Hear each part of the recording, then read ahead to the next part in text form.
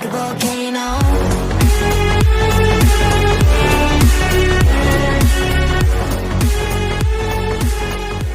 Yo, what is up everybody? Dark Pro Gamer YT here. Welcome to the 108th episode, part 2 of the MP Tune Review series, where we are once again looking at this car right here, which is the Pagani Huayra BC, which I now have tuned at 1770. The tune that I did is 5, 9, 10, 10. Now the tune is really good on it here, but it does have one slight issue. It's slight. So let's go over the stats here. The top speed is very good. It is 478, 479 kilometers an hour, sometimes 480, sometimes. The acceleration, despite being known for its bad accel, is actually somewhat decent in this rank. It is 2.590 seconds. The handling is good. The drift is good. And the nitro is good. Now, as I said in the old video when I did it with 1681 or 1680, I can't remember, that was with Rampfire also, I still like how this car looks. You know, it's a Pagani. I love Paganis. They are such beautifully built machines. Except, you know, back then with that, when I did that one, the decal colors were bugged. You know, and it had a purple wing instead of this pink wing. But, you know, despite it being a pink wing, I still kind of like, you know, this decal on it. It looks really nice with the decal. The car is still overall quite a beauty.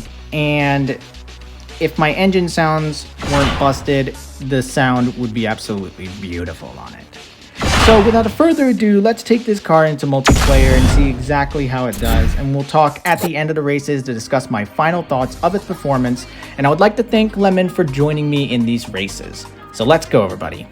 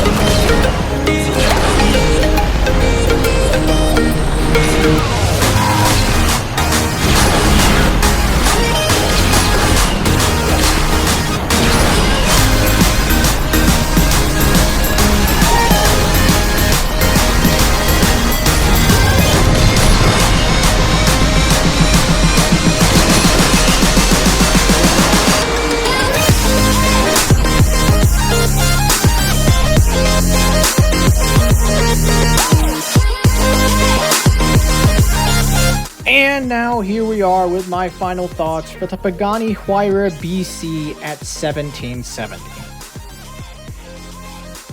Quite an underdog. Now you do see the problem with the acceleration.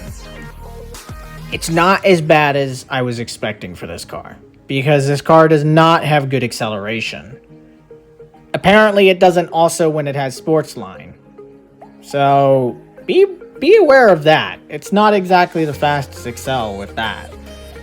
But with it at this rank, all the other performance stats are solid. The handling is good. That drift is really nice. The nitro efficiency is surprisingly good, especially for this rank. And the top speed as well. Super good. You know, it's definitely, not going to be like the best thing against this rank because of the big holdback of its acceleration. But, on like long tracks, especially with its perfect nitro, this thing can last a long time. Now, it's not as long as, say, like the Zinger, which I had before, or the Storado, which I showed before, or some of the other like super long nitro cars. But it is still impressively long, especially for this car in particular, because it's been always considered pretty bad. But its performance has really surprised me, just like it did when I had it at 1681. So that wraps up this MP-Tune review. I thank you all for watching. Make sure to like, comment, and subscribe, and I'll see you all in the next review. Peace out, everybody.